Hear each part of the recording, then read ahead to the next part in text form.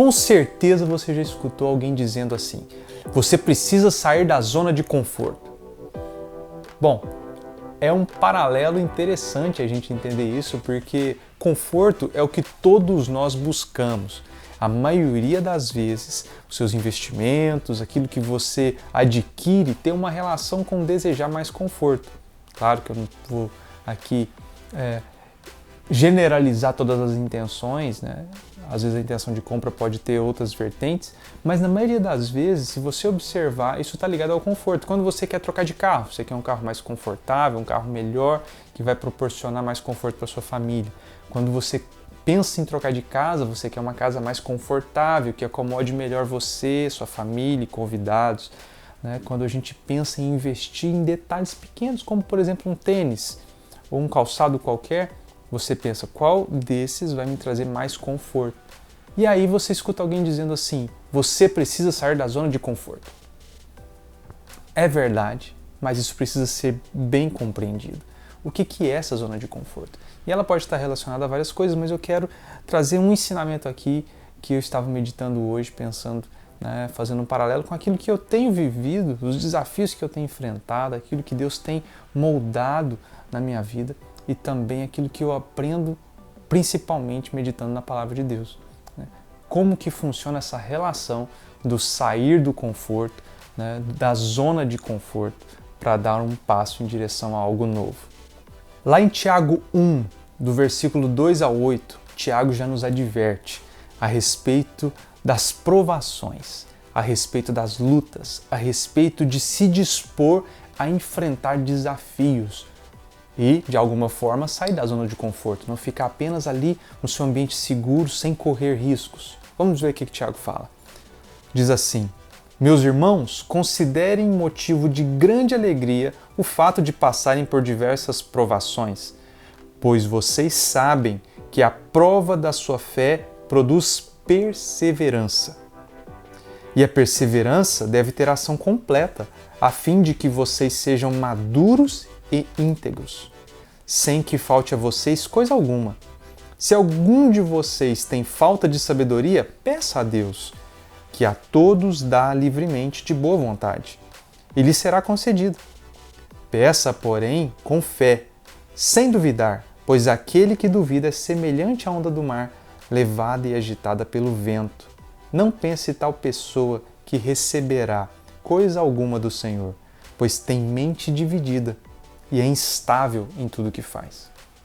Os versículos aqui de Tiago, eles deixam clara a importância da gente se sujeitar aos desafios, no sentido, não se sujeitar a eles, mas enfrentar, se dispor a enfrentar e não recuar. Mas também fala sobre completar algo, fala sobre não ter mente dividida. Como assim completar algo? Olha só. A perseverança deve ter ação completa, a fim de que vocês sejam maduros e íntegros. Quantas coisas a gente começa e não termina? Porque a gente volta para a zona de conforto. Hoje, na hora de levar minha filha na escola, meus filhos na escola, a minha filha me falou algo, eles estão com um desafio de ler a Bíblia todos os dias. E aí, recentemente agora, eu lancei um novo desafio. Falei, filhos, quando vocês terminarem de ler, façam um resumo de pelo menos 8 linhas daquilo que vocês leram. E eles têm alguns benefícios com isso, alguns bônus com isso, quando eles cumprem essas atividades. E ela falou assim, papai, eu estava firme lendo a Bíblia, mas sabe o que acontece? Depois que entrou o desafio de fazer o resumo, que não era uma condição, mas era um bônus, se eles fizessem um resumo, podia não fazer, podia apenas ler. Quando entrou o desafio de fazer o resumo, eu parei de ler, parece que ficou difícil, eu não quis mais, eu não sei o que aconteceu. Eu falei, filha, não foi o resumo o problema. Não se dê essa desculpa. Não acredite nessa mentira que a sua mente está tentando te contar. Ela, mas como assim minha mente tentando me contar uma mentira? Minha mente não sou eu mesma? Eu falei, pois é. A nossa mente, ela muitas vezes, apesar de ser nós mesmos, ela trabalha querendo nos manter numa zona de conforto. Ela trabalha querendo nos fazer poupar esforços, poupar energia. Então você estava fazendo bem uma atividade que era a leitura bíblica, começou isso, fez por 2 semanas, mas logo você parou quando teve um desafio maior, não porque chegou um desafio maior, foi porque a constância da disciplina de mudar e adquirir um hábito bom, saudável, novo, que muitas vezes vai contra o nosso desejo, nos desafia. E aí a gente desanima. Da mesma forma acontece com o papai e a mamãe quando a gente fala assim, nós temos que manter uma rotina saudável de exercícios, porque senão a gente sabe que outros problemas surgem. Eu às vezes sinto dores nas costas, nervo ciático, aquelas coisas que já começam a dificultar. E eu sei, hoje eu disse para minha esposa, eu preciso fazer exercício hoje, porque eu já estou começando a sentir algumas dores retornando. Então eu sei da constância que eu preciso manter em relação aos meus exercícios, porque senão eu sei também das consequências que eu sinto logo em seguida. E aí eu falei para ela, então a gente tem que se esforçar a manter essa disciplina. E é um esforço, porque começa legal, você começa vendo os resultados, nossa, que bacana, é legal. Só que logo você desanima, o seu corpo começa a te dizer desculpas, a sussurrar no seu ouvido desculpas. Ah, não faz isso hoje está frio. Não faz hoje porque hoje você está mais cansado, ontem foi um dia difícil. Ah, não faz isso hoje. E a gente começa a desanimar, logo a gente perde a constância daquilo que a gente estava adquirindo como um novo hábito. Mas sabe o que mais que Tiago está falando aqui nesses versículos? É que as provas, as lutas, elas geram perseverança, mas elas também geram conhecimento de Deus. Elas aumentam a nossa fé. A palavra de Deus nos ensina que a fé é a certeza das coisas que se esperam, a convicção das que não se veem. A nossa fé é a certeza de que Deus está conosco, cuidando de nós, e Ele vai permanecer cuidando, dando toda a direção necessária. Mas a gente não vê a Deus. Mas a gente entende isso por fé, porque a gente vê Ele agindo, a gente sente, nós percebemos a mão dele nos detalhes. Aí você pode falar assim, mas eu nunca percebi, eu nunca vi nada assim, eu não sei, assim, sei lá, né? Eu creio, mas não conheço na prática essa comunhão com Deus, de ouvir a voz, de entender, de saber que Ele está falando comigo, me direcionando. Sabe como que a gente conhece a Deus? Sendo experimentado na nossa fé. É isso que Tiago falou aqui.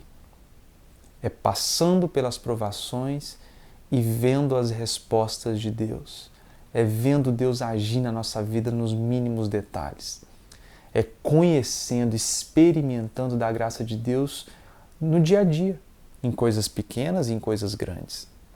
É vivendo o novo de Deus, vivendo o suprimento dele e, acima de tudo, vivendo na dependência dele. O que é viver na dependência dele?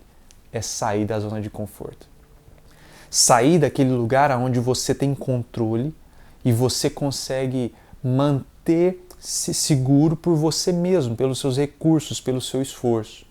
Mas é se dispor a dar um passo em direção ao desconhecido, àquilo que Deus te chamou para fazer ou Ele colocou no seu coração para fazer, de forma que você não sabe o que vai te esperar e não sabe nem mesmo se vai ter todo o recurso necessário para completar aquilo, mas você sabe que Deus está cuidando de você e Ele vai suprir tudo.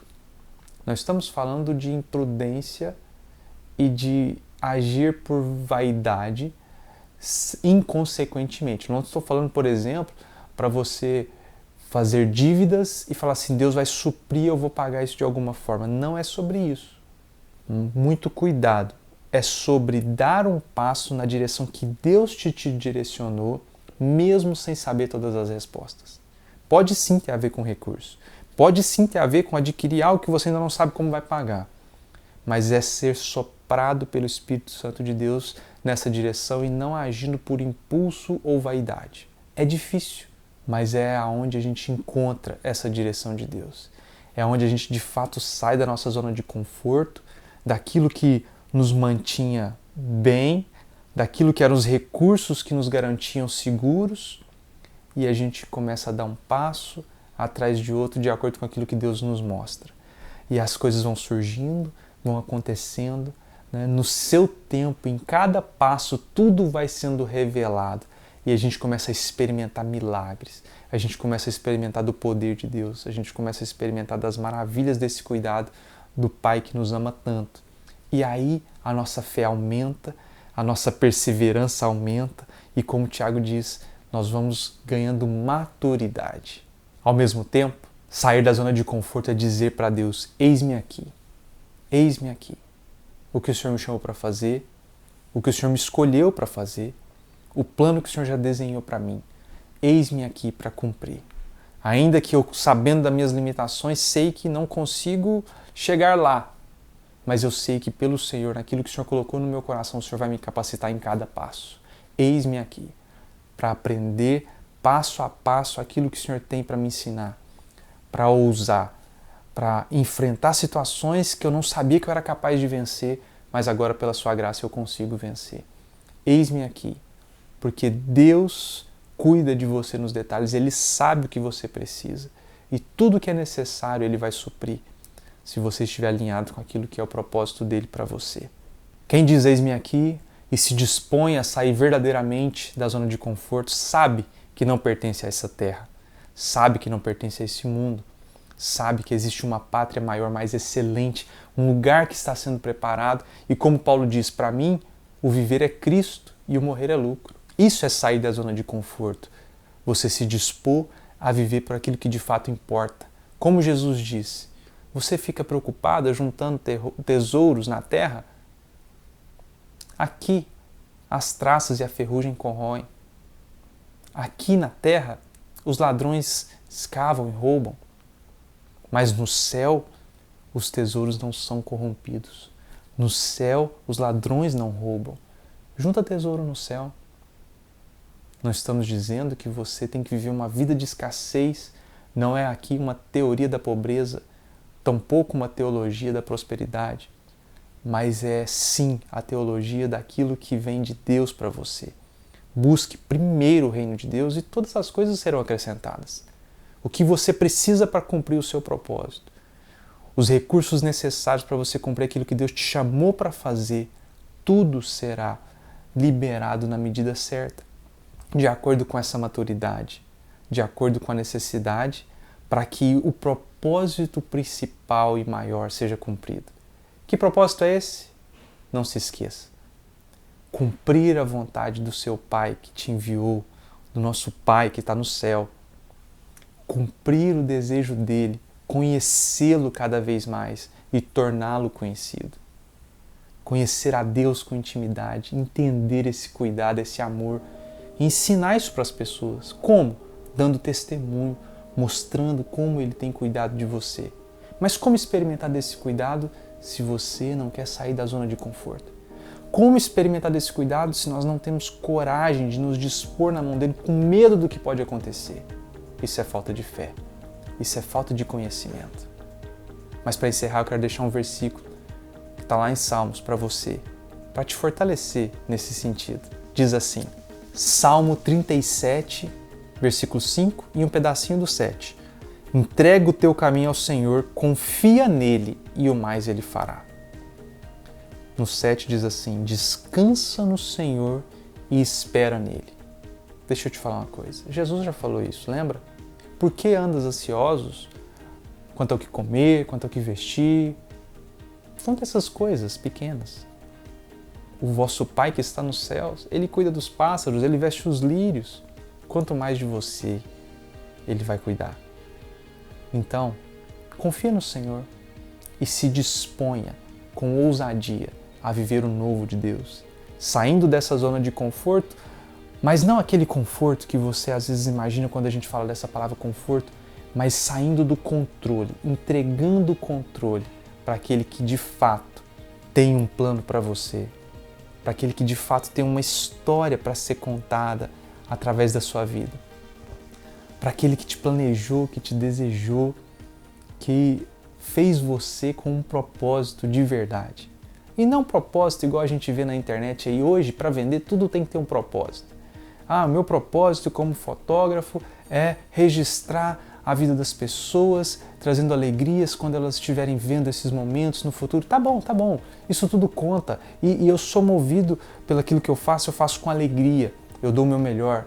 Mas antes de pensar no que eu estou fazendo, eu estou fazendo para Deus. Eu estou fazendo para revelar o amor dele através daquilo que eu sou chamado para fazer.